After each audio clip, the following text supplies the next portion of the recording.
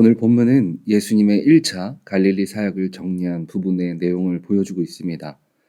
예수님께서 갈릴리 지역을 사역하시는 가운데 성경은 두루 다니셨다라고 말씀하고 있습니다. 그런데 갈릴리 지역은 인구가 300만이 넘는 약 200여 개의 성읍과 촌락으로 이루어진 넓은 곳이었습니다.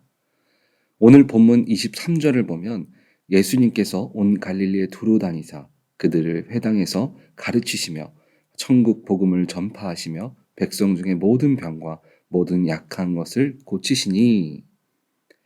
두루 다녔다는 것은 혼자가 아니라 예수님은 본인이 뽑은 제자들을 데리고 이곳 저곳을 돌아다니셨습니다. 성경은 예수님의 사역을 간단하게 이렇게 표현하고 있습니다.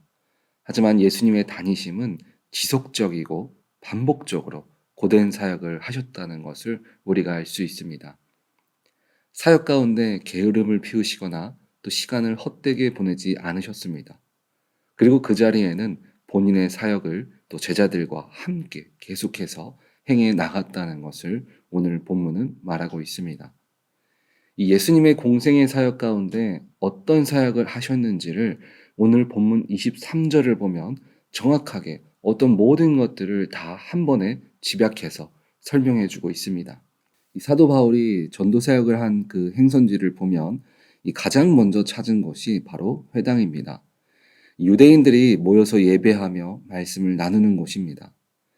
유대인들은 포로 생활을 하면서 디아스포라라고 각 지역에 흩어져 살게 되었습니다. 그래서 예배하고 말씀을 나눌 회당을 만들게 되었던 것입니다. 예수님은 구약의 말씀을 붙들고 또 예배하는 자들에게 새로운 복음을 전하는 사역을 하셨습니다.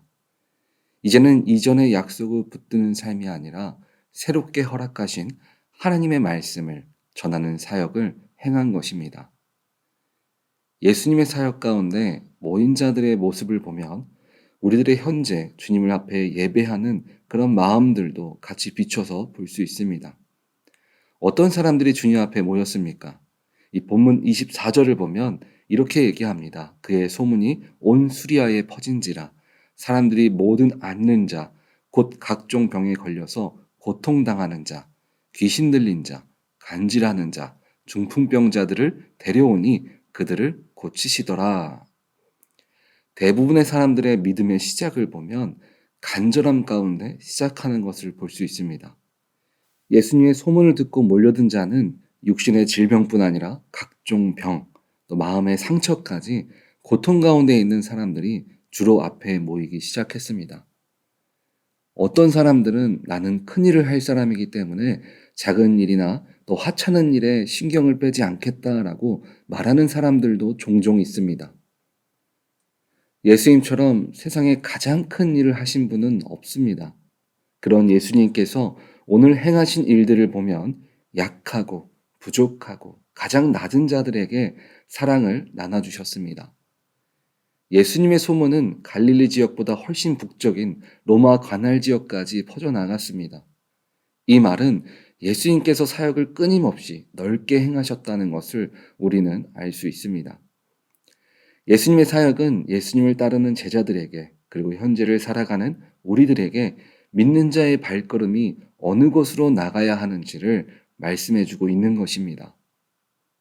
오늘 말씀의 예수님의 세 가지 사역에 대해서 우리들에게 성경은 이야기해주고 있습니다. 예수님의 사역을 보면 예수님의 사역은 남들에게 보여주기 위한 사역을 하지 않으셨습니다. 우리들이 걸어가야 할 길을 먼저 선행하는 모습들을 우리들에게 보여주셨습니다. 그리고 그 모습 그대로 우리에게 따라갈 것을 말씀해 주셨습니다. 첫 번째 예수님의 사역을 보면 가르치시는 것을 행하셨습니다. 예수님의 설교는 예화가 많은 것을 우리들이 알 수 있습니다. 누구나 쉽게 복음을 받아들일 수 있도록 주님은 말씀을 가르치셨습니다. 우리가 말씀을 배워나간다는 것은 오늘 예수님께서 우리의 일상생활 속에서 쉽게 접할 수 있는 사람과의 관계, 또 일적인 부분, 환경적인 곳에서 말씀으로 살아가는 것을 직접적으로 비유를 통해서 말씀해주고 있는 것입니다. 그리고 그 말씀을 붙들고 생활 가운데 어떻게 우리가 행해 나가야 하는지를 직접 말씀해주고 있습니다. 그리고 두 번째는 복음을 전파하셨습니다. 예수님은 회당에서 이전에 내려진 말씀들이 현재를 살아가는 우리들에게 어떻게 그 말씀을 해석하고 받아들이고 삶으로 살아가야 하는지 말씀해 주셨습니다. 그리고 이후에 예수님을 통해서 주시는 하나님의 사랑과 말씀을 전파하게 하셨습니다. 그래서 이제는 이전의 모습이 아니라 예수 그리스도를 통해서 하나님 안에서 하나가 되고 예배하는 자리에 나갈 것을 말씀해 주신 것입니다. 우리가 예배하며 나아가는 것은 우선적으로 주님의 말씀을 우리의 삶을 통해서 다시 한번 깨달아야 합니다. 그리고 그 말씀을 붙들고 주님을 만나기를 소망하는 사람들에게 다시 그 말씀들을 우리들의 언어로 사람들에게 전하는 삶을 우리들이 걸어가야 합니다.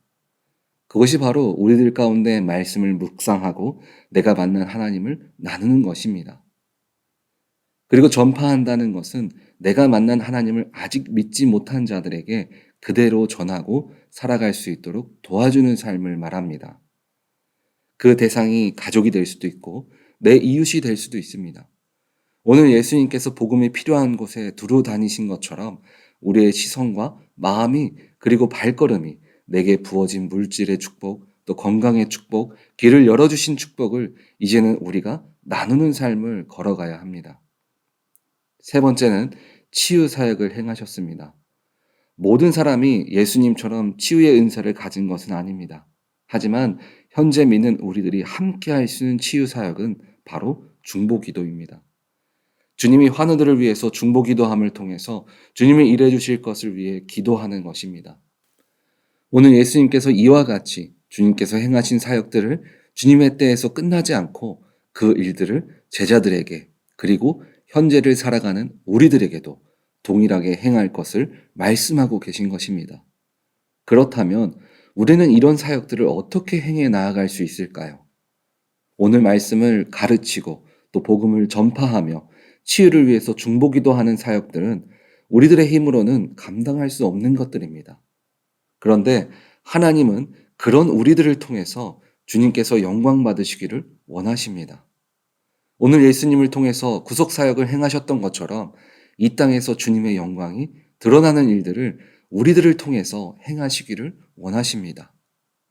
그래서 우리는 요한복음 14장 13절의 말씀처럼 너희가 내 이름으로 무엇을 구하든지 내가 행하리니 이는 아버지로 하여금 아들로 말미암아 영광을 받으시게 하려 함이니라. 내가 말씀을 가르치기 위해서 말씀을 먼저 내 것으로 만들 때에도 나의 삶을 통해서 복음이 증거될 수 있는 증인된 삶을 사는 것도 그리고 중보기도를 통해서 회복이 임하게 하는 모든 것들은 바로 예수님의 이름으로 구하는 것밖에는 없습니다. 우리에게 지혜를 주시고 말씀이 전파되게 하시며 역사가 나타나게 하는 것은 오직 예수 그리스도의 이름밖에는 없다는 것입니다. 예수님을 따르는 삶은 바로 예수님을 나의 구주로 믿고 구하는 삶입니다. 주님의 영광을 나타내는 소명을 받은 자로 우리는 모두 주님의 뜻을 구하고 주님 앞에 나아감을 통해서 주님이 우리를 위해서 일하실 것을 구하며 나아가시기를 바랍니다. 우리 오렌지 한인교회 성도님들은 모두 주님의 자녀된 자로 이제는 내 힘으로 주님을 따라가기 위해 노력하는 자가 아니라 우리가 믿고 따르는 모든 것을 주님의 이름으로 구할 때 주님이 우리를 통해서 행하심이 나타나시기를 주님의 이름으로 축원드립니다. 아멘.